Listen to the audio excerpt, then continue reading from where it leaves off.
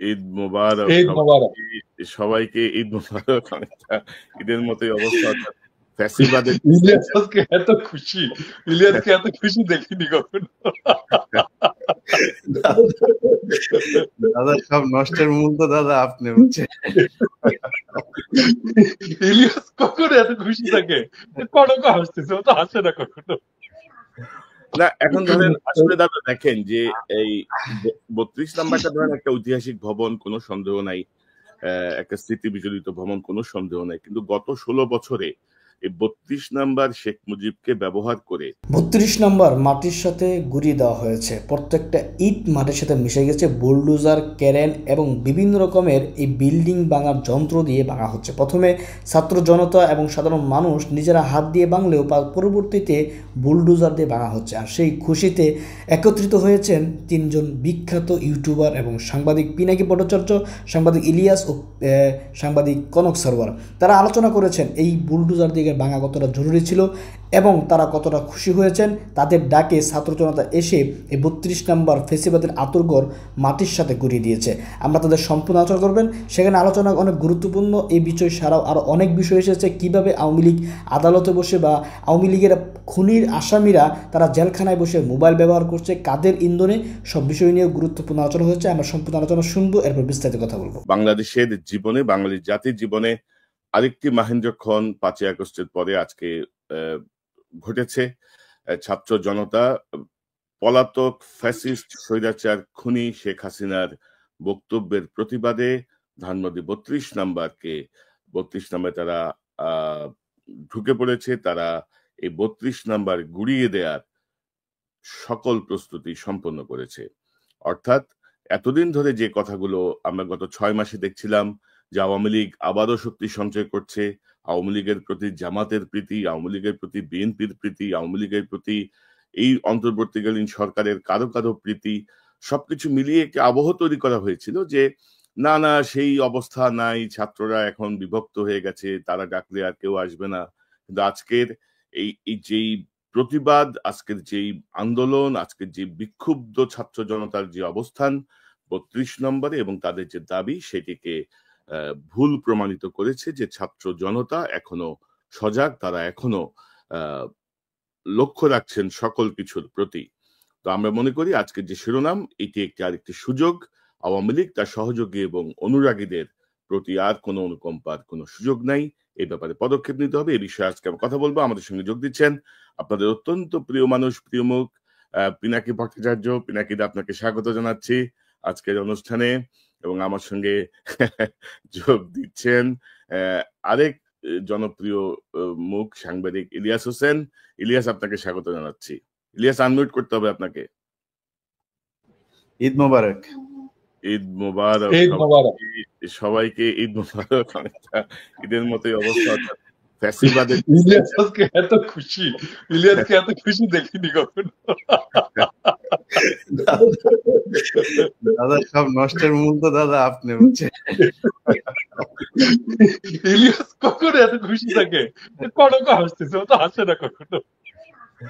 না, এখন ধরেন আসলে দাদা দেখেন যে এই ৩২ নাম্বারটা ধরেন একটা ঐতিহাসিক ভবন, কোনো সন্দেহ নাই, একটা স্মৃতি বিজড়িত ভবন, কোনো সন্দেহ নাই, কিন্তু গত ১৬ বছরে এই ৩২ নাম্বার শেখ মুজিবকে ব্যবহার করে যেভাবে গুম, খুন, মানুষ হত্যা, গণহত্যা, ভুয়া নির্বাচন, দখলদারিত্ব যেভাবে প্রতিষ্ঠা হয়েছে, তো মানুষের ক্ষোভটা যে পড়েছে ওইখানে।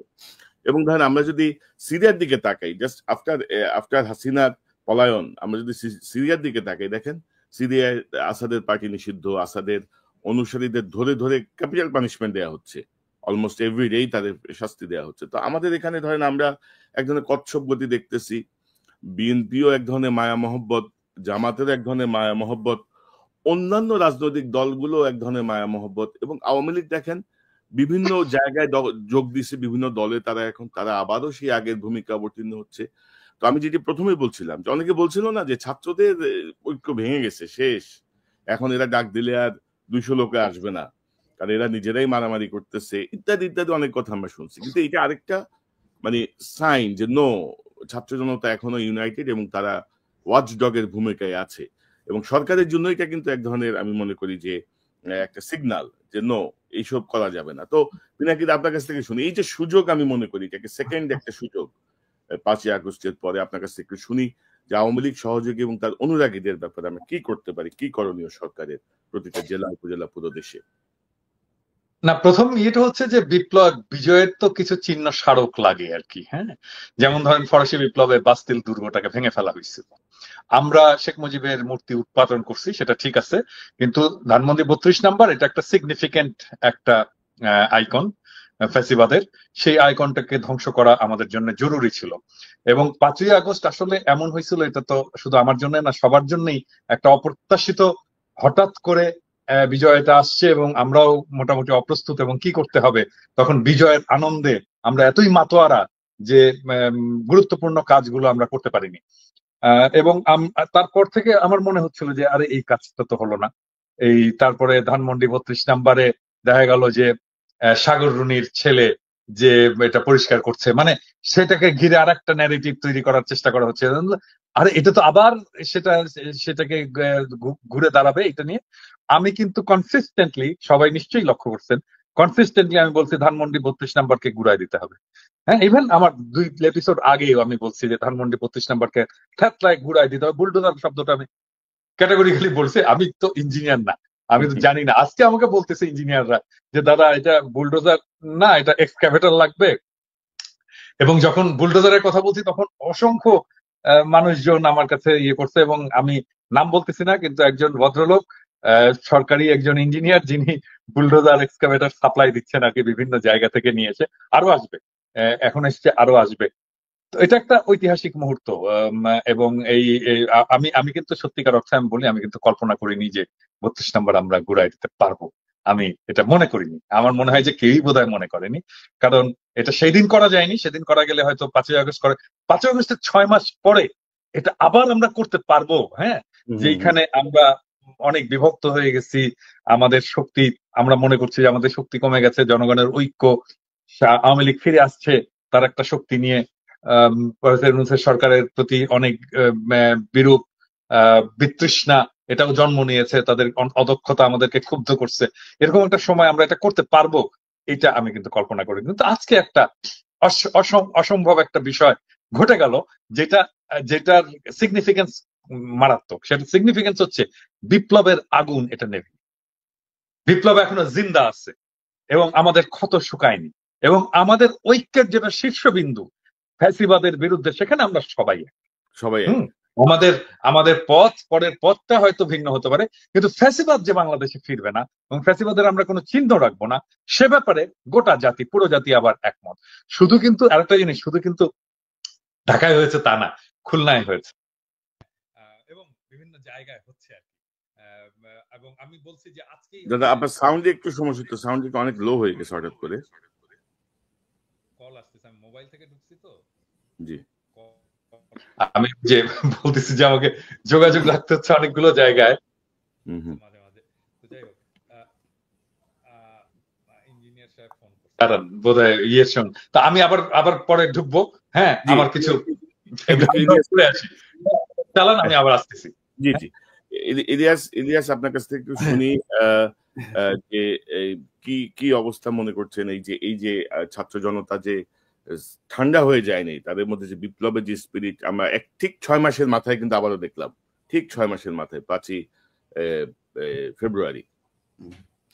না, আপনার প্রথম ইয়েটা বলে নেই যে আপনি শুরু করেছেন যে 32 নাম্বার একটা ঐতিহাসিক ইয়ে, এটা পরিষ্কার করা দরকার যে ইন হোয়াট সেন্স, এটা কি নেগেটিভ না পজিটিভ সেন্স। এই 32 নাম্বার হচ্ছে সেই জায়গা যেখানে বসে পাকশাল তৈরি করা হয়েছে।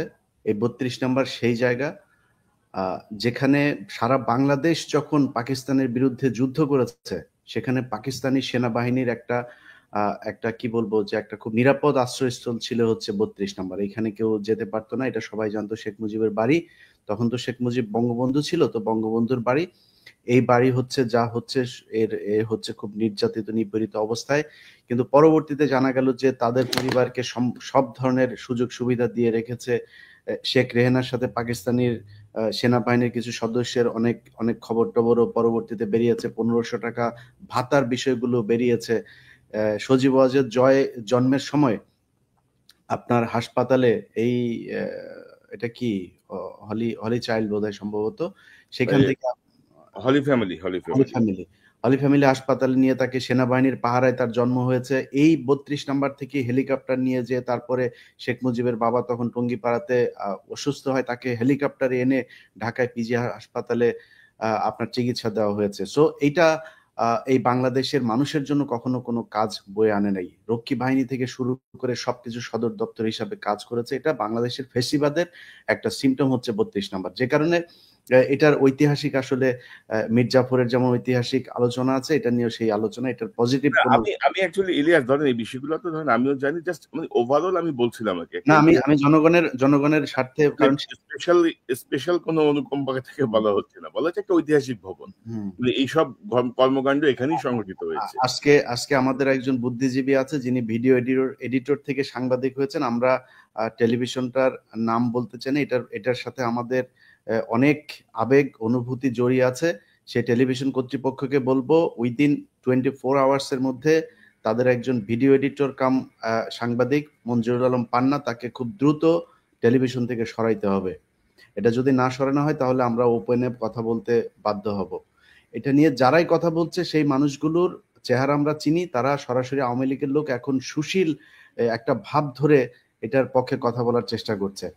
দ্বিতীয় কথাটা হচ্ছে যে আপনি ছাত্র জনতার যে কথাটা বলেছেন, অবশ্যই ছাত্র জনতা এখানে মাঠে নেমে এসেছে, কিন্তু আমি খুবই খুশি হতাম যে আমরা প্যারিসে বসে কিংবা নিউ ইয়র্কে বসে এইটার বিভিন্ন ধরনের কারা কি করবে কি হবে আজকে 32 নম্বরে এই যে কানেকশনগুলো করাচ্ছি, সেটা মনে হয় ছাত্রদের যে নেতারা এখন সরকারের পার্ট, তাদের কাছ থেকে আসলে আরো ভালো হতো। আমি তাদের প্রতি সম্মান রেখে বলছি, ছাত্ররা এটা বোঝা উচিত যে মানুষ আসলে কি চায় সেটা বুঝতে মনে হয় তাদের একটু সমস্যা হচ্ছে। তাদের মধ্যে অন্তত একজন প্রতিনিধি যদি এখানে আজকে লিড দিত, এটা আমাদের চোখে দেখতে আরো বেশি আমাদের ভাল লাগতো। এটা আই সুদিং হতো। কারণ হচ্ছে গিয়ে বাংলাদেশের মানুষ আওয়ামী লীগ এবং ইন্ডিয়া এই দুইটার ব্যাপারে জিরো টলারেন্স, সেটা তারা আজকে বুঝিয়ে দিয়েছে। কিন্তু ছাত্ররা আমার মনে হয়েছে যে তারা মনে হয় একটা রাজনৈতিক দল গঠন করতে চায়। তারাও বিএনপি, জামাত, আওয়ামী লীগের মতো এরকম তথাকথিত মানে রাজনীতির যে ধারা আমাদের দেশে চলছে, সেই ধারায় গা ভাসিয়ে দেওয়ার একটা চেষ্টা চালিয়ে যাচ্ছে।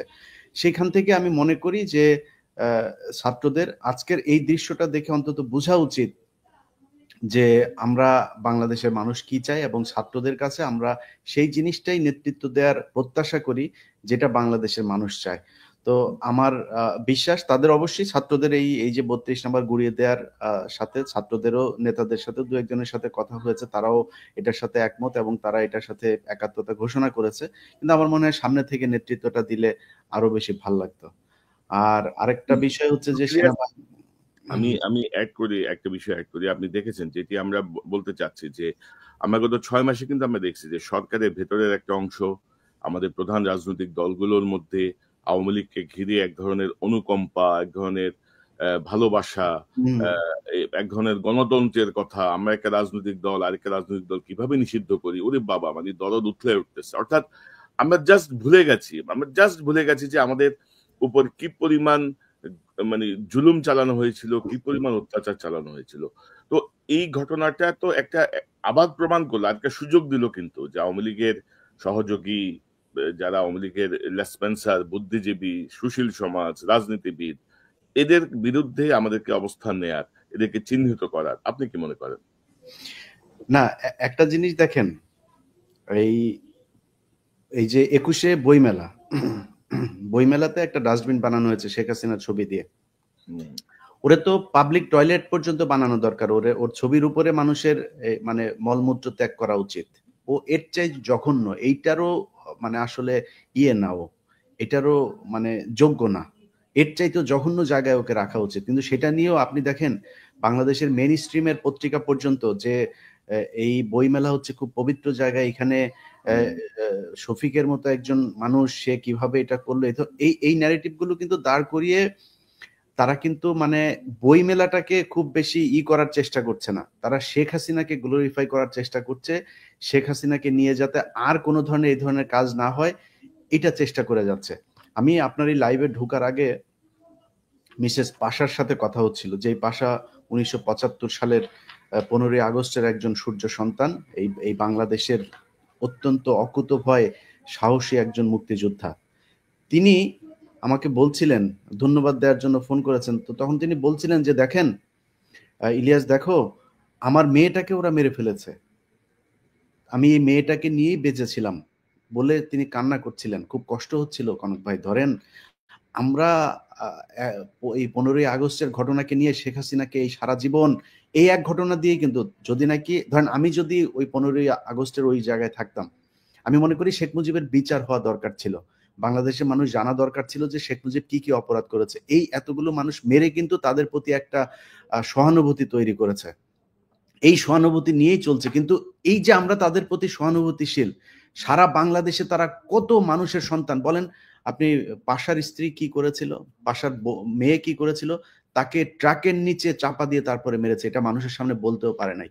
বজলুল হুদা, তাকে মৃত্যুর পরে তাকে জবাই করা হয়েছে, তাকে মানে জবাই করে হত্যা করা হয়েছে, মানে এত নৃশংসভাবে মারার তো দরকার নাই। শেখ হাসিনা কি করতে পারে সেটা আমরা বহু ইতিহাস জানি। সব শেষ যেই একটা এই ফোন রেকর্ড আপনার ঘুরে বেড়াচ্ছে, শেখ হাসিনা দেখেন হেলিকপ্টার থেকে গুলি করার জন্য যে নির্দেশ দিচ্ছেন সরাসরি শেখ হাসিনা। এই যে ছোট বাচ্চাটা মারা গেল সেটার জন্য তো শেখ হাসিনা দায়ী। অতএব আমরা এই যে এই অল্পতে খুব কি বলে যে তুষ্ট হয়ে যায় এবং অল্পতে সব অতীত ভুলে যাই, এটার কারণে আমাদেরকে এই অতীতে বহু মূল্য দিতে হয়েছে এবং ভবিষ্যতে মূল্য দিতে হবে। সো ওই জায়গাগুলো যেন না হয়, আবার যেন আওয়ামী লীগ এবং ইন্ডিয়া এই দুইটা জায়গাতে যেন আমরা সবাই একমত থাকি। এবং এই যে ছাত্রদের ভেতরে যে বিভাজন তৈরি করার চেষ্টা করা হয়েছে, আপনি যে কথাগুলো বলছিলেন যে ছাত্রদের ভেতরে এক নাই, ছাত্রদের ভেতরে, আরে ভাই পৃথিবীর ভেতরে মানুষ একটা খুবই এদের সহজাত একটা স্বভাব সুলভ একটা বৈশিষ্ট্য হচ্ছে যে মানুষের ভেতরে নানান বিষয় নিয়ে মত পার্থক্য থাকবে। বিএনপির ভেতরে থাকবে, জামাতের ভেতরে, বিশাল বড় বড় রাজনৈতিক দল, তাদের দলের ভেতরেই সমস্যা। দুইটা দল প্যারালালি চলতে গেলে তো তাদের মধ্যে অনেক সমস্যা থাকবে।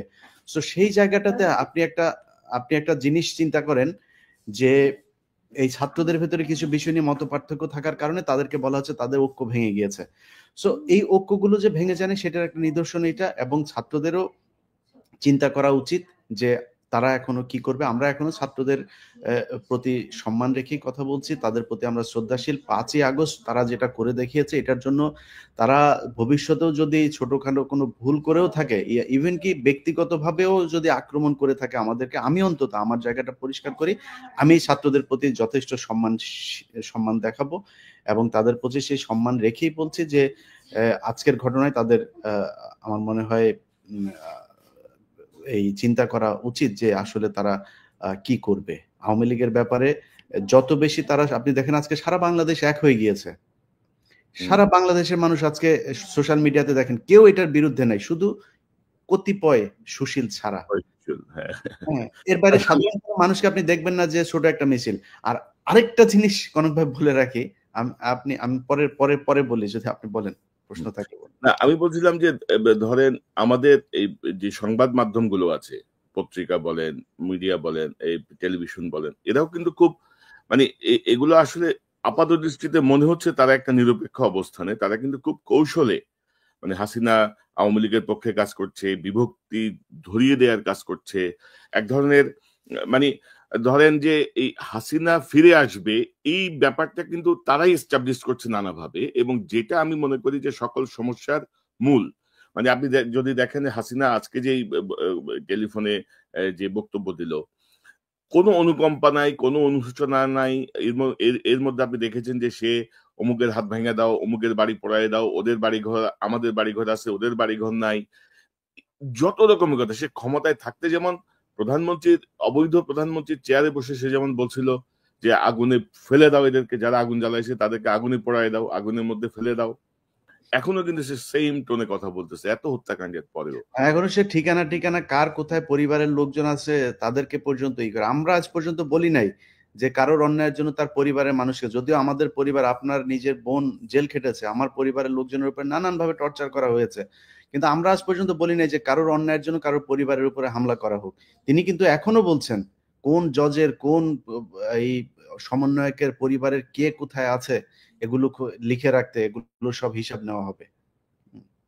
তো আপনি কি মনে করেন এই যে ধরেন এখন আমাদের রাজনৈতিক দল, বিশেষ করে প্রধান রাজনৈতিক দলগুলো বিএনপি, জামাত, তাদের আসলে আমার মনে হয় যে তাদের ভাবনাটা আবার মানে রিথিঙ্কিং করার একটা সুযোগ আসছে আর কি। তারা যেভাবে ভাবছিলেন, আপনি কি মনে করেন? আপনার কি না, পরামর্শ? তা তো অবশ্যই। আমি ধরেন সমস্যাটা হয় কি, বাংলাদেশের মানুষের ভেতরে একটা চরম আকারে প্রতিযোগিতা কাজ করে। এই প্রতিযোগিতাটা তারা অনেক সময় অসুস্থ ক্ষেত্র প্র্যাকটিস করার চেষ্টা করে। যেমন আমাকে নিয়ে ধরেন, যদি আমি একটা জামাতের ব্যাপারে একটা কথা বলি, তখন আমাকে বানানো হয় আমি বিএনপি পন্থী। আবার বিএনপির ব্যাপারে একটা কথা বললে আমাদেরকে বানানো হয় জামাতপন্থী। ভাই, আমি জামাতপন্থীও না, বিএনপি পন্থীও না। আমি আবার যদি জিজ্ঞেস করেন যে আমি কোন পন্থী বলতে হবে, তাহলে আমি জামাত বিএনপি পন্থী। কারণ আমরা এক জায়গায় আমরা মানে ঠিক আছে, সেটা হচ্ছে আওয়ামী লীগকে কোনো ছাড় দেওয়া হবে না। আওয়ামী লীগকে যেই দল যত বেশি ছাড় দিবে, আমি সেই দল থেকে তত বেশি দূরত্ব বজায় রাখবো। সো এই জায়গাটাতে ঠিক থাকতে হবে। আজকে যদি নাকি জামাত এবং বিএনপির ভেতরে এই ধরনের কোনো চুক্তি হয় যে তাদের একটা রাজনৈতিক অ্যালায়েন্স থাকবে, তাদের একটা রাজনৈতিক বলয় থাকবে, এই দুই বলয়ের তারা বিভক্ত হয়ে বলুক যে আমরা 5 বছর করে আমরা ক্ষমতায় থাকবো, আমার কোনো সমস্যা নাই, থাকেন। কিন্তু আওয়ামী লীগ এটা এই দেশের কোনো রাজনৈতিক দল না, এটা ভারতের একটা রাজনৈতিক দল, এবং ভারত তাদের সব ধরনের বুদ্ধি, পরামর্শ, নিয়ন্ত্রণ সবকিছু তাদের হাতে। সো আমি তাদেরকে বাংলাদেশের কোনো রাজনৈতিক দল মনে করি না। ভারত মনে করে যখন আওয়ামী লীগ ক্ষমতায় থাকে তখন তারাই ক্ষমতায় আছে, এবং এটা সেই 71 থেকে 75 এটাই হয়েছে, এবং এই 2009 থেকে আজ পর্যন্ত সেটাই হয়েছে। বিডিআর হত্যাকাণ্ড দিয়ে শুরু হয়েছে, এখন পর্যন্ত সেটা চলছে। অতএব বিএনপি এবং জামায়াত যতই চেষ্টা করুক যে তারা ইয়ের সাথে, আপনার ভারতের সাথে সুসম্পর্ক বজায় রাখবে, আমি এই জিনিসটা কোনোভাবে বুঝি না। যে কালকে জামাত ইসলামের আমিরের একটা বক্তব্য একটা পত্রিকাতে দেখলাম, আমি জানি না সত্য কি মিথ্যা, এখানে তিনি বলেছেন যে তারা কখনোই ভারত বিরোধী না। আরে ভাই, ভারত বিরোধী বললে সমস্যাটা কোথায়? এই দেশে মানুষের ভিতরে একটা ভীতি তৈরি করে দেওয়া হয়েছে যে ভারত বিরোধী, ভারতকে সরাসরি যদি করা হয় তাহলে ভারত আর ক্ষমতায় আসতে দিবে না। ভারত এই দেশের ক্ষমতার কন্ট্রোল করে না। 5 জানুয়ারি ভারত ঠেকাইতে পারে নাই। সো এরকম অনেক নির্বাচন হয়েছে। 91-তে তো ভারত কখনোই শেখ খালেদা জিয়াকে ক্ষমতায় আনতে চায়নি। এই দেশের জনগণ নিয়ন্ত্রণ করেছে যে কারা ক্ষমতায় আসবে। সো সামনে কেন পারবো না? আমার মনে হয় এই যে একটা জুজুর ভয় যে ভারত, আপনি 25শে ফেব্রুয়ারির ঘটনায় এই যে পিলখানা হত্যাকাণ্ড, ভারত নাকি আমাদের উপরে অ্যাটাক করবে, এই জন্য সেনাবাহিনী, অনেক অফিসারের সাথে কথা বলে এটা শুনলাম। বললাম এত সহজে ভারত বাংলাদেশ দখল করে নিবে? ওরা ওই পাশে সেনাবাহিনী উপস্থিত ছিল, মানে প্রস্তুত ছিল। এই জিনিসগুলো করে। অতএব রাজনৈতিক দল দুইটা, জামাত এবং বিএনপি, তাদের কাছে অনুরোধ যে আপনারা এই ভীতি থেকে বের হয়ে আসেন। আপনারা যত চেষ্টাই করেন ভারতকে কখনো তার পছন্দের 1 নম্বর তালিকায় আওয়ামী লীগকে সরাইতে পারবেন না।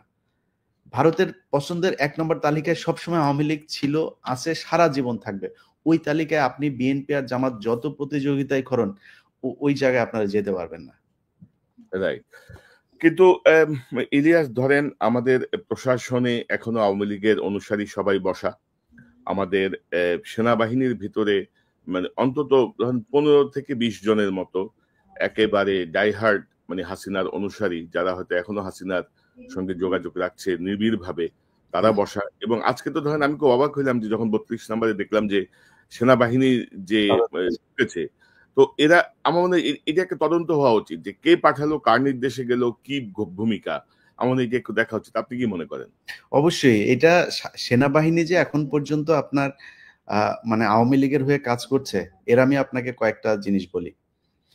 আলেমদের মুক্তির ব্যাপার, আমার আজকে ওইটা নিয়ে একটা লাইভ করার কথা, গতকালকে কথা ছিল, আমি লাইভটা করতে পারি নাই, আমার কিছু সমস্যা হচ্ছিল। আজকে সেই লাইভটা করার কথা ছিল, তো সকালে ঘুম থেকে উঠে তো দেখি ঈদ মোবারক, যেই কারণে ওই লাইভটা আমি বললাম হুজুরদেরকে যে হুজুর আমরা আজকে এটা করলে এই ইস্যুটা আসলে গুরুত্বপূর্ণ ইস্যু, সো আপনার ওই ইস্যুটা আটকায় যাবে। তো আমরা আগামীকালকে ওই বিষয়টা নিয়ে কথা বলবো। এই আপনার এমনিতে তো এখন পর্যন্ত বিচারকদের ভেতরে আওয়ামী লীগের এই লোকজন আছেই। আইন মন্ত্রণালয় এখনো পুরোপুরি একদম, আইন মন্ত্রণালয়গুলোর বেশিরভাগই সচিব, আমলা, এগুলো তো সবই এখনো আওয়ামী লীগের সে প্রেতার তারা বসে আছে। তার উপরে কিছু কিছু বিচারক মামলার আপনার দিচ্ছে, জামিন দিচ্ছেন এই আলেমদেরকে। দেখেন, সেই উদিচি, 21শে আগস্ট, 10 ট্রাক, সব তো একই সুতোয় গাথা। তো এই আওয়ামী লীগের এই ইন্ডিয়ার এই যে ষড়যন্ত্র, এই ষড়যন্ত্রটা বুঝতে বর্তমান সরকারের আর কত বছর সময় লাগবে? তাদের তো উচিত ছিল যে পরের দিনে এই মামলাগুলো সব বাতিল করে দেয়া, এবং যদি মনে করে যে কোনো ঘটনা নিয়ে তাদের কোনো তদন্ত করা উচিত, তাহলে তারা সেটা নিয়ে তদন্ত করুক। আমার মনে হচ্ছে বর্তমান সরকার থেকে শুরু করে সেনাবাহিনী, আমলা, রাজনৈতিক দল সবার একটা জায়গাতে তারা ছাড় দিচ্ছে শেখ হাসিনাকে। সেটা হচ্ছে বিডিআর আর আলেম, এই দুইজনাদের বিরুদ্ধে যে মামলাগুলো আছে সেই মামলাগুলোতে তারা কোনোভাবেই শেখ হাসিনাকে ওভারটেক করতে চায় না। মানে শেখ হাসিনা যা করেছিল সেটাই মনে হচ্ছে করছে। তো ওইখানে গিয়ে আপনার যখন তাদেরকে ছাড়া হচ্ছে, আপনি জানেন, আপনি এই যে জেলে ছিলেন প্রায় 9 মাস, এই আদালতে যখন আদেশটা হওয়ার পরে সেটা আবার ফের জেল কর্তৃপক্ষের কাছে সেটা আসতে হয়। এই যে আসার মাঝখানে যে সময়টা, এখানে আপনি বের হওয়ার সময় দেখেছেন যে সেখানে ডিজিএফআই এর লোকজন, এনএসআই এর লোকজন, সব গোয়েন্দা সংস্থার লোকজন থাকে এবং তাদের ক্লিয়ারেন্সের বাইরে এটা করা যায় না। তারা সেটা করতে দিচ্ছে না, তারা সেটা ডিলে করছে। 3 দিন 4 দিন তাদের এই আদালতের কপি যেতে সময় লাগছে। এই জিনিসগুলোতে তারা বাধা দিচ্ছে। অতএব ডিজিএফআই তে এখন পর্যন্ত এই সব আওয়ামী লীগের লোকজন, আমরা এই তালিকা যে আমাদের কাছে আছে এটা আপনাদের বোঝার জন্য আপনাদের সায়েন্টিস্ট হওয়ার দরকার নাই।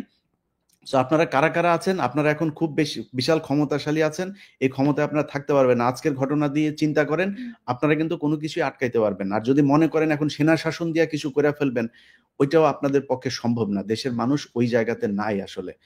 তো এই আজকের ঘটনায় যারা বুলডোজার করেছেন, আটকেছেন, এবং বিভিন্ন জায়গায় সেনাবাহিনীর এই যে গোয়েন্দা সংস্থা মিলে নানান ধরনের গোয়েন্দা তৎপরতা করে তারপর সরকারকে বেকায়দায় ফেলে আবার শেখ হাসিনাকে আনার জন্য পায়তারা করছেন, স্বপ্ন দেখছেন, এই দিবা স্বপ্ন থেকে সেনাবাহিনীকে বের হয়ে আসতে হবে। কারণ আমার মনে হয় না যে সেনাবাহিনী আজকে যদি চাইতো তাইলেও এইখানে এইটা বাঁচাতে পারত। সেনাবাহিনী না, সেনাবাহিনীর ধরো 10 থেকে 15 জন অফিসার বা সর্বোচ্চ 20 জন। না ভাই, আপনি এটা বলবেন কিভাবে? ওয়াকারের নিজের ঘরের মধ্যে এখন পর্যন্ত শেখ মুজিবের ছবি। আপনি সেনাবাহিনীকে বাঁচায় বলবেন? সেনা প্রধান যদি এটা হয়, আমরা সেনাবাহিনীকে বলবো কিভাবে যে আসলে একদম পুরো সেনাবাহিনীকে ধরে কথা বলতে? ইচ্ছা করে সবাইকে ধরেই কথা বলি। আমরা এটা জানি যে এখনো সেনাবাহিনীর ভেতরে অনেক ভালো মানুষ আছেন, কিন্তু আমি তাদেরকে বলবো যে দেখেন, আপনারা আপনাদের সেনা প্রধানকে বুঝান, এবং এই যে ডিজিএফআই প্রধান থেকে শুরু করে যারা যারা ডিজিএফআই তে ঝামেলা করছে তাদের আমার মনে হয় মানে এই পরামর্শটুকু দেওয়া উচিত যে মানুষ ওই মধ্যে আসলে এখন নাই। সেনাবাহিনীকে ঠিক হইতে হবে। 14 নির্বাচন, 8-এর নির্বাচন থেকে শুরু করে সেনাবাহিনী যেসব ঘটনাগুলো ঘটিয়েছে সেগুলো এই দেশে আর ঘটতে দিবে না বাংলাদেশের মানুষ। এবং কিছু কিছু ধরো আমরা দেখছি যে অবসরপ্রাপ্ত অনেকে নানা রকমের স্ট্যাটাস দিচ্ছে এখন। ধরো ইকবাল করিম ভূঁইয়া 14 সালে তার ভূমিকা কি ছিল, 14 নির্বাচনের কি ভূমিকা ছিল, তারপরে এরশাদকে নির্বাচনে আনতে কে বাধ্য করছিল, উনি আবার ধরেন ওনার অপরাধ সব আড়াল করে এখন মহান সাজার চেষ্টা করতেছে। ভাই, খালেদা জিয়ার বাড়ি থেকে বের করেছে কার সময়? ইকবাল করিম ভূঁইয়ার পাওয়ার প্ল্যান্ট ছিল, 2টা অথবা 3টা পাওয়ার প্ল্যান্ট ছিল। পাওয়ার প্ল্যান্ট কারা পেয়েছে শেখ হাসিনার কাছ থেকে? ইকবাল করিম ভূঁইয়া সম্ভবত তখন আর্মি চিফ ছিল না, সম্ভবত উনি তো সেনাবাহিনীর জেনারেল তখন। হ্যাঁ, গুরুত্বপূর্ণ পজিশনে ছিল। তো ইলিয়াস, ধরেন আর দুই একটা বিষয় একটু কথা বলি, পিনাকিদা আশা করি জয়েন করবে এর মধ্যেই। ধরেন আমাদের রাজনৈতিক, আচ্ছা এই প্রসঙ্গে যাওয়ার আগে আমি একটু বলি যে জেলে যারা আছে, ব্যস্ত আছে ভাই, হ্যাঁ জেলে যারা আছে তারা কিন্তু বেশ আরামায়েশি আছে বলা চলে। এবং আপনি যদি নেতাদের বিভিন্ন কথাবার্তা দেখেন, আমি তো, এবং সালমান এফ রহমান তো জেলখানার ভেতর থেকে টেলিফোনেই অনেক রকমের অসন্তোষ তৈরি করছে, আপনি তো জানেন। তো এই জায়গাটা আমাদেরকে অ্যাডজাস্ট করা দরকার, সরকারের আর একটু কঠোর হওয়া দরকার বলে মনে করি। আপনার কাছে কি তথ্য আছে? আমার মনে হয়, আমি যতটুকু জানি, আমি কালকেও এটা নিশ্চিত হচ্ছিলাম, শুধুমাত্র নারী তারা নিতে পারছে না। নারীদের মানে রিকুইজিশন আছে, কিন্তু নারীর এটা অ্যালাউ করছে না এখন পর্যন্ত। এই ছাড়া তারা মদ থেকে শুরু করে সব কিছুই পাচ্ছে ভেতরে। তো এই জেলখানার ভেতরে নিয়ে যদি তাদেরকে এভাবে আরামায়েশ করতে দেওয়া হয়, এবং হত্যা মামলার যেসব আসামিরা আছে তাদেরকে সবাইকে ধরাও হচ্ছে না, এই জায়গায় একটা মনে হচ্ছে সরকারের শৈথিল্যতা কাজ করছে। এই জায়গাগুলো তো অবশ্যই আমার মনে হয় ওই যেটা বললাম শুরুতেই, যে ছাত্রদের আরো বেশি তৎপর হওয়া উচিত, এবং ছাত্রদের বোঝা উচিত যে এই জায়গাগুলোই তাদের মূল পুঁজি। ছাত্ররা যদি মনে করে যে কয়েক হাজার কোটি টাকা ইনকাম করে নিয়ে তারপরে তারা বিশাল আকারে কিছু করে ফেলবে, ওটা দিয়ে শুধু একটা কাজই করতে পারবে, এই সরকার অন্য একটা সরকারের কাছে নির্বাচন দিবে, নির্বাচন দিয়ে আসিফ নজরুলের মতো বউ বাচ্চা নিয়ে তারপরে সব আমেরিকায় চলে যাবে, সেখানে গিয়ে সারা জীবন বসে খাইতে পারবে, এটা সত্যি কথা। কিন্তু যদি মনে করে যে না আসলে রাজনীতি করতে চায়, দেশের মানুষের পাশে থেকে কিছু করতে চায়, দেশে থাকতে চায়, তাহলে তাদের দেশের মানুষের টোনেই কথা বলতে হবে।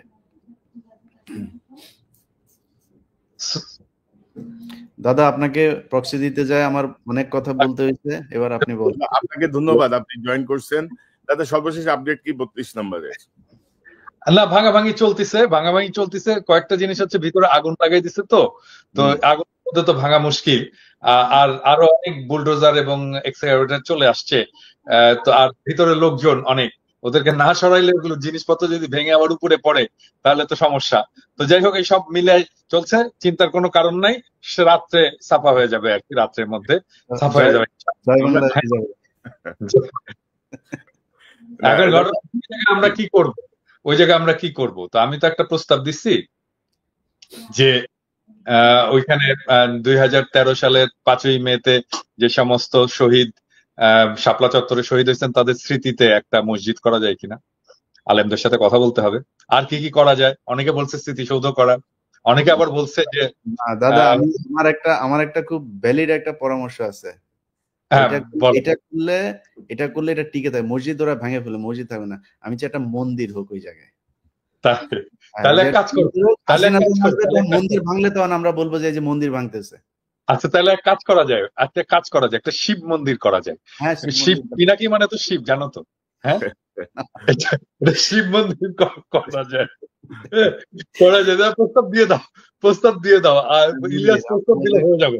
হ্যাঁ, পিনাকি মন্দির। হ্যাঁ, কেমন হয়? ভালো না?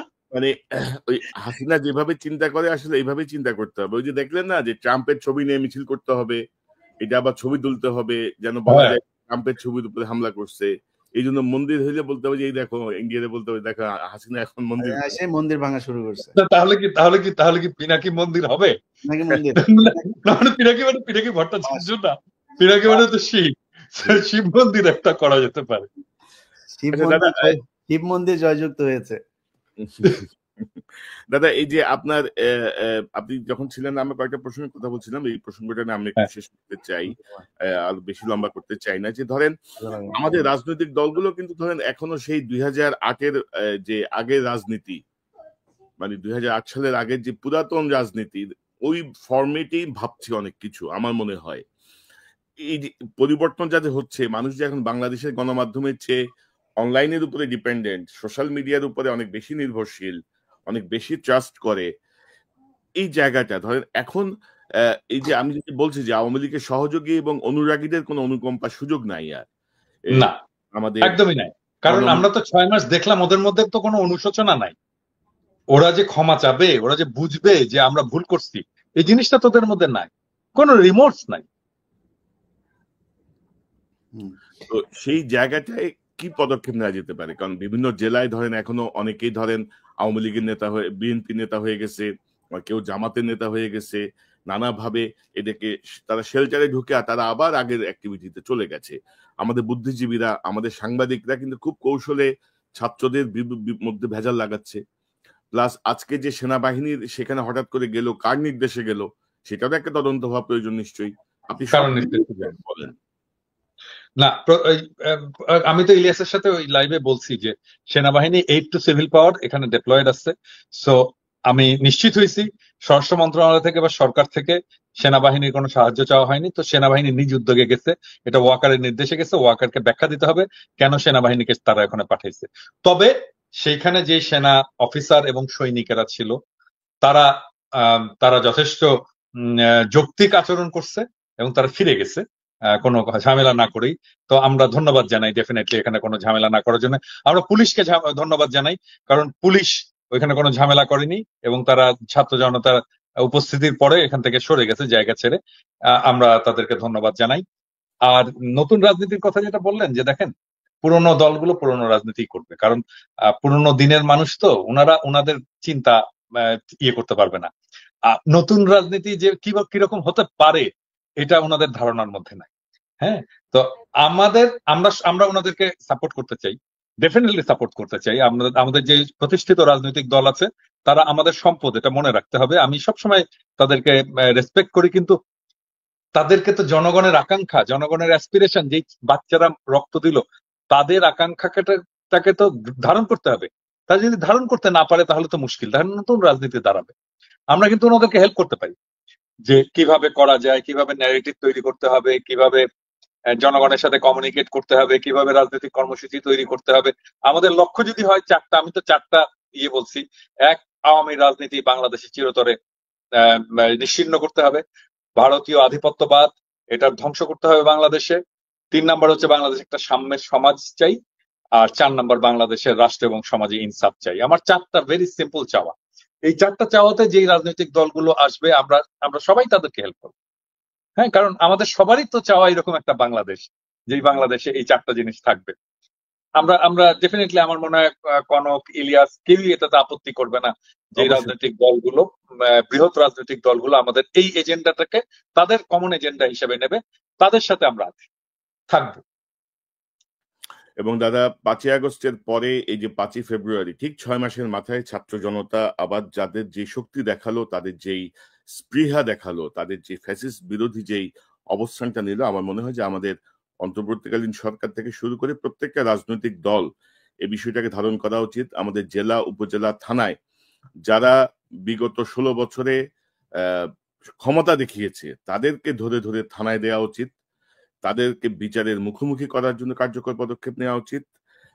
এবং যারা জেলে আছে তারা টেলিফোনে, ভাই জেলখানা থেকেই তারা নির্দেশ দিচ্ছে বিভিন্ন জায়গায়, আপনি নিশ্চয়ই অবগত আছেন, সালমান এফ রহমান থেকে শুরু করে অনেকেই। এই জায়গাগুলো নিয়ে আমরা কি করতে পারি? আমি মনে করি তাদেরকে আইনের মুখোমুখি করা উচিত। এবং গতকাল আমাকে সেনাবাহিনীর একজন মেজর বলছিলেন যে ভাই, আমরা অনেক চাঁদাবাজকে, আওয়ামী লীগের অনেক অপরাধীকে ধরে দিচ্ছি, কিন্তু তারা পরের দিনই জামিন পেয়ে যাচ্ছে। তাদের ব্যাপারে এক ধরনের বিশেষ অনুকম্পা আমরা দেখছি। আপনার একটা মন্তব্য নিতে চাই। আমি আরেকটা বিষয় একটু বলতে চাই যে বর্তমান অন্তর্বর্তীকালীন সরকার, প্রফেসর ইউনূসের সরকার, এই যে 6 মাস পরে আবার ফুসে ওঠা ছাত্র জনতার আবেগকে যে গুরুত্ব দিয়েছে, তার একটা প্রমাণ রাখতে হবে। প্রমাণটা কি? আগামী কালকে একটা এক্সিকিউটিভ অর্ডার জারি করতে হবে যে কোন সরকারি অফিসে শেখ মুজিবের কোন ছবি থাকতে পারবে না। আমরা দেখেছি ওয়াকারের অফিসে আছে শেখ মুজিবের ছবি, এমনকি ক্যান্টনমেন্টের মধ্যেও শেখ মুজিবের মুরাল টুরাল আছে। সমস্ত কিছু অপসারণ করতে হবে এবং এইটা এক্সিকিউটিভ অর্ডার কালকেই দিতে হবে। কারণ কালকে ক্যাবিনেট মিটিং আছে সকালবেলা। ক্যাবিনেট মিটিং এ কালকে অবশ্যই একটা এক্সিকিউটিভ অর্ডার জারি করতে হবে, ক্যাবিনেটের একটা অর্ডার জারি করতে হবে। প্রত্যেকটা সরকারি প্রতিষ্ঠান, প্রত্যেকটা সরকারি দপ্তর থেকে শেখ মুজিবের সমস্ত ছবি অপসারণ করতে হবে। খুবই খুবই ভালো একটা ঘোষণা। ইলিয়াস, আপনি কিছু যোগ করতে চান? আনমিউট করেন। আপনার সুধা সদন থেকে শুরু করে আরো যা যা আছে, যে যে জায়গাগুলো, এগুলো আমার মনে হয় ধূলিসাৎ করে দেওয়া উচিত। ইলিয়াস, সুধা সদন ওয়াজেদ মিয়ার বাড়ি, এটা শেখ হাসিনার না। ওয়াজেদ মিয়া তো ভালো লোক, মানে ওয়াজেদ মিয়া সারা জীবন শেখ হাসিনার মতো একজন দাজ্জাল, একটা খাইস্টা মহিলার সাথে ঘর করে কি যন্ত্রণা পোহাইছে, তার স্মৃতিটা থাকুক। ওয়াজেদ মিয়া আসলে যাবে, কারণ ওয়াজেদ মিয়া যে পরিমাণে কষ্ট ভোগ করছে, ওরা জাহান্নামে আর কোনো কষ্ট আল্লাহ দিবে না। ওর কষ্ট আল্লাহ দুনিয়া থেকে ভোগ করায় নিয়ে গেছে। এরকম এক জিনিস যদি নাকি থাকে কারো ঘরে, তাহলে ওর অবস্থা শেষ। এবং দাদা, আরেকটা প্রসঙ্গ বোধ আসা উচিত যে আমাদের আওয়ামী লীগের ধরেন 16 বছরে যেসব অনেক সাংবাদিক, অনেক লেখক, বুদ্ধিজীবী যারা আওয়ামী লীগের এই দুঃশাসনকে নানা কৌশলে সমর্থন করে গেছে, এই বইমেলা, তাদের বই নিষিদ্ধের কথা বলছি না, কিন্তু তারা আবার ধরেন বই টই লিখে নানা রকমের ফন্দি ফিকির করতেছে, তাদেরকে আমাদের আসলে বয়কট করা উচিত। আজকে তো মাহমুদ ভাই তো একটা খুব চমৎকার একটা কলাম লিখছে, গিরগিটি সাংবাদিকতা। হ্যাঁ, এই যে জয় মামুন এখন বিএনপি প্রেমী সেজে গেছে, এবং হবে কিন্তু। এবং আমি রাজনৈতিক দলগুলোকে বলতে চাই যে আপনাদের তো যাওয়ার দরকার নাই ওদের কাছে। আপনারা তো চেনেন কারা লড়াই করছে, কারা সংগ্রাম করছে, কারা নির্যাতিত হয়েছে এবং কারা ফ্যাসিবাদের দালাল ছিল। ওদের থেকে দূরে থাকেন, এটা আমার স্বনির্বন্ধ অনুরোধ। এদের থেকে দূরে থাকেন, দরকার নাই ওদের কাছে যাওয়া। ওরা আপনার কিছু অ্যাড করবে না, আপনার বরং ইমেজ নষ্ট হবে। কেউ যদি দালাল সাংবাদিকদের কাছে, দালাল লোকদের কাছে, দালাল প্রফেসরদের কাছে, দালাল বুদ্ধিজীবীদের কাছে যায়, তাহলে আপনার ইমেজ নষ্ট হবে। আপনার জনগণের ইমেজ দরকার, জনগণের সমর্থন দরকার। জনগণের সমর্থন তাদের সাথে আছে যারা এই লড়াই এতদিন ধরে ছিল। হ্যাঁ, আমি এই সুযোগে বলি আর কি, নিশ্চয়ই কনক ইলিয়াস দুইজনেই লক্ষ্য করছে যে বিএনপির একটা অংশ, সবাই না, আমার পিছনে লাগছে গত কয়েকদিন ধরে আর কি, নানা ধরনের প্রচারণা, এটা সেটা, মেয়ার ক্যাম্পেইন ইত্যাদি ইত্যাদি শুরু করছে। আমি বলতে চাই কি যে করে লাভ নাই। হ্যাঁ, মানে করতে পারেন, আপনারা করতে পারেন, এটা আপনাদের ক্ষতি, আপনাদের ক্ষতি। মানে ধরেন আমরা তো শত্রু না, আপনার বিএনপিরও শত্রু না, আমরা জামাত ইসলামের শত্রু না, আমরা ফ্যাসি বিরোধী যে কোনো রাজনৈতিক দলের জনগণের শত্রু না, আমরা একই সাথে লড়াই করছি, আপনারা আমার আপনজন। কিন্তু আমাদের ডেফিনেটলি কিছু ডিফারেন্স থাকবেই, আমাদের চিন্তার ডিফারেন্স, সবার, আমাদের এই তিনজনেরও ডিফারেন্স আছে, কিছু কিছু জায়গায় ঐক্য আছে, কিন্তু অনেক জায়গাতেই ডিফারেন্স আছে, থাকবেই। আমরা ডিফারেন্স নিয়ে এক জায়গায় কাজ করি, কিন্তু আপনারা যদি আওয়ামী লীগের মতো কাজ করেন তাহলে তো খুবই মুশকিল। দাদা, এই যে আপনি নিশ্চয়ই এটা জানেন যে বিএনপির একটা অংশ মনে করে যে আমরা তো ক্ষমতায় যাচ্ছি, তো বিরোধী দল কে হবে, বিরোধী দল হিসেবে আওয়ামী লীগ আসলে খুব ভালো হইতো আমাদের জন্য রাষ্ট্র পরিচালনায়, এইরকম হ্যাঁ, একটা অদ্ভুত ভাবনা তাদের হ্যাঁ, মাথায় আছে। হ্যাঁ, এই ইলিয়াস, একই চিন্তা কিন্তু ভাই এই যে জিয়াউর রহমান করছিলেন কিন্তু, হ্যাঁ, যে একটা ভালো একটা গঠনমূলক একটা রাজনৈতিক পরিবেশ, গণতান্ত্রিক পরিবেশ তৈরি করার জন্য এই হাসিনাকে আনার এই পরামর্শ দিয়েছিলেন। যতটুকু জানি ওই যে এই শাহমুয়াজ্জেম কি ওই যে প্রধানমন্ত্রী ছিলেন শাহজিজ এই পরামর্শ দিয়েছেন, তার পরামর্শে তিনি এটা নিয়ে এসেছিলেন। কোন একটা আরেকটা কারণ আছে, বিএনপি মনে করে যে বাংলাদেশে ইসলামপন্থীদের একটা উত্থান হয়েছে এবং ইসলামপন্থী রাজনৈতিক দল, ইসলামপন্থী জনতা একটা শক্তি সঞ্চয় করে, এইটা ভবিষ্যতে তারা ম্যানেজ করতে পারবে না। তো ম্যানেজ করার জন্য আওয়ামী লীগকে দরকার। হ্যাঁ, এটা কমপ্লিটলি একটা ভুল ধারণা। এই ভুল অ্যাজাম্পশনের উপরে দাঁড়ায় তারা সমস্ত অ্যাকশন গুলো নিচ্ছে, এবং সেই কারণে তাদের রাজনীতিটা ভুল হচ্ছে। এটা ধরায় দেওয়া আমাদের কর্তব্য। এবং আমরা মনে করি যে ওই ওই ওই ন্যারেটিভটা আওয়ামী ন্যারেটিভ, ওই ন্যারেটিভটা ইন্ডিয়ান ন্যারেটিভ, এবং সেই জন্য আমরা সতর্ক করতে চাই যে ওর মধ্যে ঢুকেন না। ওর মধ্যে ঢুকলে আপনার রাজনীতি তো যাবেই, দেশের বিপদ হবে। ধরেন বিএনপির মতো একটা রাজনৈতিক দল, এই দল যদি দুর্বল হয়ে যায়, যথেষ্ট দুর্বল হয়েছে এই আওয়ামী শাসনে, এই দল যদি দুর্বল হয়ে যায় তাহলে তো তার বাংলাদেশের স্বাধীনতা সার্বভৌমত্বের জন্য একটা বিপদ। এই জিনিসটা আমরা বুঝতে পারতেছে না। হ্যাঁ, আমরা তো চাই না বিএনপি দুর্বল হোক, আমরা চাই বিএনপি সবল থাকুক। এবং দাদা তারেক রহমান সাহেব যে ভাবনায় ভাবছেন বা ওনার বক্তব্যে আমরা যে রিফ্লেকশনটা দেখি, এই রিফ্লেকশনটা কিন্তু মাঠে যারা আছেন, মানে যারা তার দলে ক্যারি ফরওয়ার্ড করতেছে না, আলাদা তো, কমপ্লিটলি আলাদা তো, দেখতেছেন না? মানে তারেক রহমান যেই ভাইব নিয়ে আসতেছে তার বক্তৃতাতে, তার বক্তব্যে, আর মাঠে মাঠে তো আওয়ামী লীগ হয়ে গেছে সব। হ্যাঁ, জাতীয়তাবাদী লীগ হয়ে গেছে তো, তাদের আচার আচরণ বলেন, কথাবার্তা, সবকিছু, ন্যারেটিভ, সবকিছু। জামাতে ইসলামকে গালাগালি, আল বদর বলে গালাগালি, আল বটর বাহিনী বলে আর গালাগালি। হ্যাঁ, জামাতকে দেখতেই পারে না। হ্যাঁ, মানে কনফিডেন্স থাকা ভালো, আবার এতটা ওভার কনফিডেন্স আবার সমস্যা করবে আর কি। 91 সালে আওয়ামী লীগের যেটা হয়েছিল, মানে আমার মনে হয় যে আরেকটু স্লোলি ভাবা উচিত। ইলিয়াস, আমার অনুষ্ঠানের শেষ পর্যায়ে আপনার শেষ মন্তব্য নিতে চাই, তারপর পিনাকিদার মন্তব্য নিয়ে আমরা অনুষ্ঠান শেষ করবো। আচ্ছা, আমি একটু ইলিয়াসকে বলি, ইলিয়াস বইটা পড়ছো, ফুলকুমারী পড়ছো? না দাদা, আমি তো ওই যে বিডিআর নিয়ে এত ব্যস্ত, আমি ওইটা এখনো পড়তে পারি নাই। আমার পড়া শেষ করলে অর্ডার দিছি, আসতেছে। আচ্ছা, পড়া হইলে তাহলে আমরা একটা শো করব। পড়া হওয়ার পরে আপনার বইটা নিয়ে আমরা অলরেডি আপনার এটা নিয়ে আমরা দুইজনই কথা বলতেছিলাম যে আপনার এটা নিয়ে আমরা একটা শো করব। আমি অলরেডি তাদেরকে বলছি যে আমরা এটা নিয়ে একটা শো করব, আলোচনা করব বিস্তারিত ভাবে। তো ইলিয়াস, আপনার শেষ মন্তব্যটা একটু শুনি। এখন করণীয় কি? এই যে নতুন একটা সুযোগ, এই সুযোগকে আমরা কিভাবে কাজে লাগাতে পারি? সরকারের করণীয় কি? বিরোধী রাজনৈতিক অন্যান্য দলগুলোর করণীয় কি? আমি শেষ করি আওয়ামী লীগের দিয়ে, বাকি কথা দাদা বলুক। সেটা হচ্ছে যে আওয়ামী লীগের ভাই, আপনারা এই দেশের মানুষ, আপনাদের এই যে আমরা হাসাহাসি করছি, দাদা আজকে বলছিল যে আমি খুব খুশি, আসলেই খুশি, খুব খুশি। আপনাদের যে কোনো ধরনের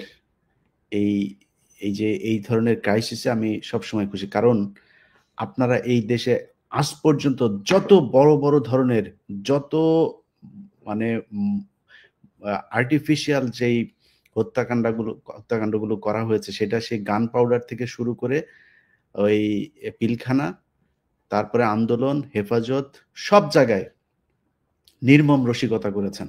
এই শেখ হাসিনা সংসদে বসে নিজের চোখে দেখেছে, আমি তো তখন ঢাকায়, আমি একদম ভোর 4টা থেকে আমি এই হেফাজতের মাঠে, আমি নিজের চোখে দেখেছি পাশের থেকে লোকগুলি খেয়ে মারা যাচ্ছে। আমি শেষ ছিল আমার, আমি লাইভ আমাদের 21 টিভি বন্ধ করে প্রায় 2-3 ঘন্টা সেদিন বন্ধ ছিল, কনক ভাই মনে আছে নিশ্চয়ই।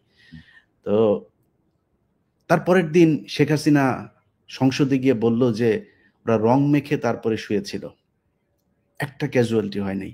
এত নির্মম রসিকতা কোনো মানুষ করতে পারে?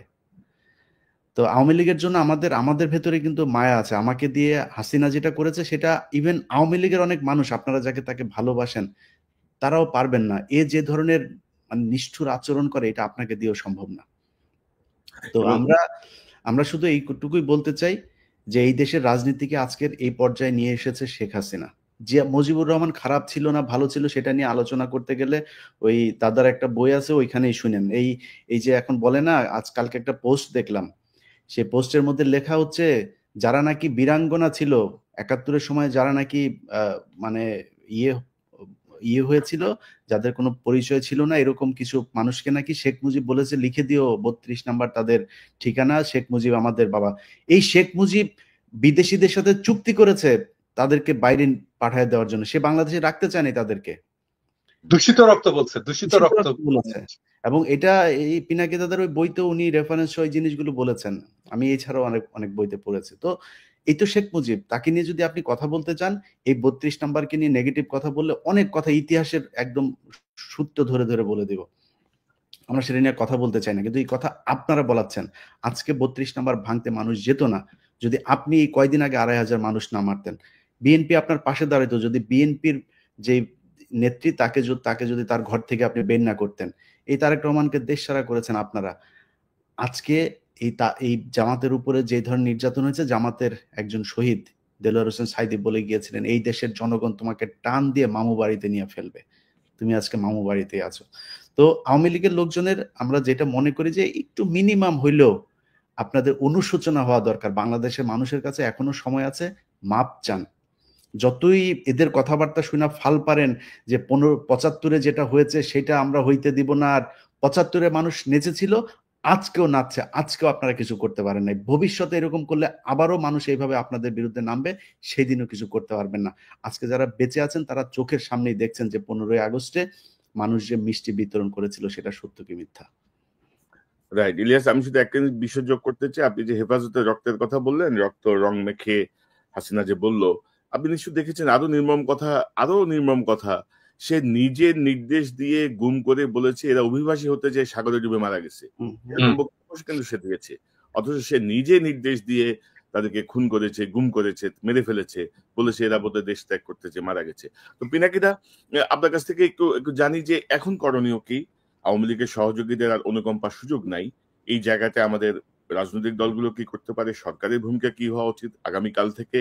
আপনার মন্তব্যটা আমরা জানতে চাই, আপনার বক্তব্যটা জানতে চাই। আমি প্রথম থেকে যখন 5ই আগস্ট হলো তারপরে কিন্তু আমার চিন্তা ছিল যে কিভাবে রিকনসিলিয়েশন করব, কিভাবে তাদেরকে সমাজে এটা আবার ফেরত নিয়ে আসবো, তারা অনুশোচনার মধ্যে দিয়ে, ক্ষমা প্রার্থনার মধ্যে দিয়ে সমাজে ইন্টিগ্রেটেড হবে। কিন্তু সেটা হলো না, এবং আমরা প্রত্যেকেই একমত যে তাদের মধ্যে অনুশোচনার বিন্দু মাত্র কোনো ইয়ে নাই, এবং তারা জুলাই বিপ্লবকেই বরং প্রশ্নবিদ্ধ করার জন্য তারা নানা ধরনের ন্যারেটিভ তৈরির চেষ্টা করেছে। So no mercy. এখন আর কোনো ক্ষমা নয়। বাংলাদেশের ভেতরে বসে যারা আওয়ামী ফ্যাসিবাদের কথা বলবে, সহানুভূতি দেখাবে, ওই শাওন টাউন সহ, যে বলে না ক্যারা উঠছে, শাওন টাউন সহ যারা বলবে তাদের সবাইকে জয় বাংলা করে দিতে হবে। এবং আমাদের আগামী 1 মাস ধরে, ওরা 1 মাসের কর্মসূচি নিয়েছে না, আমাদের আগামী 1 মাস ধরে আমাদের কর্মসূচি চলবে এদেরকে জয় বাংলা করা।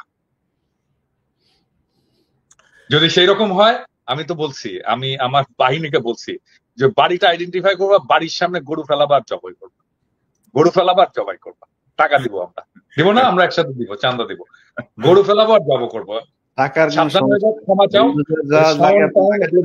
ক্ষমা চাও। এগুলো ঢাকায় বসে, বাংলাদেশে বসে আওয়ামী ফ্যাসিবাদের দালালি চলবে না। Stop, full stop. কাল থেকে দেখবে, এবং কাল থেকে আমাদের অভিযান শুরু হবে। এবং আমরা কি করতে পারি সেটা প্রমাণ আজকে দেখানো হয়েছে, ছাত্র জনতা দেখাই দিছে। তার প্রমাণ চট্টগ্রামে দেখানো হয়েছে। কঠোর নির্মম হইতে বাধ্য করবেন, রাইট। আমরা অনেক সমাজে মেশে আওয়ামী ফ্যাসিবাদের দালালি করবেন, তার পক্ষে কথা বলবেন। রাইট। না ওইটা, এই যে আমাদের প্রেস সেক্রেটারি শফিক ভাই ডাস্টবিনের যে ছবিটা, এই ছবির পরে কত সুশীলের আহা হাহা আহাকার, আহাজারি, আহা হা আহা, মানে বইমেলার পবিত্রতা নষ্ট হয়ে গেল রে, কি হলো রে, কি অবস্থা আপনি দেখছেন না? আবার যাইতে হবে, আবার ফোন আসছে, যাইতে হবে। খোদা হাফেজ। তাহলে ভাঙেন ভাঙেন ভাঙেন, তাড়াতাড়ি ভাঙেন। ঠিক আছে দাদা, ভালো থাকেন। থ্যাংক ইউ ইলিয়াস, আপনাকে ধন্যবাদ আপনার মূল্যবান অংশগ্রহণের জন্য। পিনাকিদাকেও ধন্যবাদ। আশা করি আবারও দেখা হবে, কথা হবে। ভালো থাকেন ইলিয়াস। আল্লাহ হাফেজ। দর্শক, এতক্ষণ যে অনুষ্ঠান শুনলেন, নিশ্চয়ই আপনি আলোচনা মর্মার্থ উপলব্ধি করতে সক্ষম হবেন। ছাত্র জনতা ঠিক 6 মাসের মাথায় 5ই ফেব্রুয়ারি আবারও সুযোগ এনে দিয়েছে এই সরকারকে এবং রাজনৈতিক দলগুলোকে। আওয়ামী লীগের প্রতি আমরা যেন আর অনুকম্পা না দেখাই।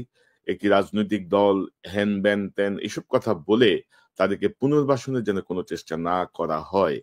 আওয়ামী লীগ 16 বছরে যে গণহত্যা চালিয়েছে, যে গুম খুন করেছে, যা অপরাধ করেছে, গত 6 মাসে তারা বিন্দু মাত্র তাদের মধ্যে কোনো অনুশোচনা দেখি নাই। তারা উপরন্তু তারা এই বিষয়গুলো উল্টা গেম খেলার চেষ্টা করছে, উল্টো অনেকের উপরে চাপিয়ে দেওয়ার চেষ্টা করছে। জুলাই আন্দোলনকে তারা নানাভাবে ব্যাখ্যা করার চেষ্টা করছে। এবং আপনারা দেখেছেন গত এই সরকার দায়িত্ব নেওয়ার পরপরই নানাভাবে বিদ্রোহের চেষ্টা করে তারা এই সরকারকে ফেলে দিতে চেয়েছিল, তারা আবার দখল করার চেষ্টা করেছিল, কিন্তু আস্তে আস্তে সকল প্রচেষ্টা ব্যর্থ হয়েছে। আমরা চাই বাংলাদেশের ছাত্র জনতা অতন্দ্র প্রহরীর মতো একটি গণতান্ত্রিক নির্বাচনের মাধ্যমে জনগণের প্রতিনিধিদের হাতে ক্ষমতা হস্তান্তর পর্যন্ত সজাগ দৃষ্টি রাখবেন। আওয়ামী লীগের প্রতি যারা অনুরাগী, আওয়ামী লীগের যারা সহযোগী, ছাত্রলীগ যুবলীগের যারা অনুরাগী সহযোগী, তাদেরকে আমরা সামাজিকভাবে বয়কট করব। তাদের যারা ক্ষমতা দেখিয়েছে তাদেরকে আমরা ধরে ধরে পুলিশে সোপর্দ করব। পুলিশ যদি সেখানে কোনো রকমের অনুকম্পা দেখাতে চায়, আমরা পুলিশের বিরুদ্ধে অবস্থান নেব। বিচারক যদি তার প্রতি কোনো অনুকম্পা দেখাতে চায়, আমরা তার বিরুদ্ধে অবস্থান নেব। অর্থাৎ বাংলাদেশে ফ্যাসিবাদী, স্বৈরাচারী। দর্শক, সম্পূর্ণ আলোচনা শুনেছেন, শুনে বুঝতে পেরেছেন যে ধানমন্ডি 32 নম্বর মাটির সাথে ঘুরিয়ে দেওয়া কতটা জরুরি ছিল এবং দেশবাসী আবারও প্রমাণ করেছে যে হাসিনা এবং আওয়ামী লীগ বিষয়ে তারা ঐক্যবদ্ধ এবং তারা ঐক্যবদ্ধ থাকবে। তাদের বিরুদ্ধে দ্বিমত থাকবে, তারা সমালোচিত হবে, আলোচনা হবে, কিন্তু হাসিনা আওয়ামী লীগ বিষয়ে, ভারত বিষয়ে এদেশের মানুষ ঐক্যবদ্ধ। এদেশের মানুষ মনে করে হাসিনা ফিরে আসলে আবারও দেশে গণহত্যা শুরু হবে এবং ভারতের আধিপত্য থাকলে এদেশে আবারও সেনা অভ্যুত্থানের নামে, বিডিআর হত্যাকাণ্ডের নামে, বিডিআর বিদ্রোহের নামে বিডিআর হত্যাকাণ্ড করা হবে। প্রিয় দর্শক, তাদের আলোচনাগুলো শুনেছেন এবং শুনে কেমন লাগলো অবশ্যই মন্তব্য করবেন।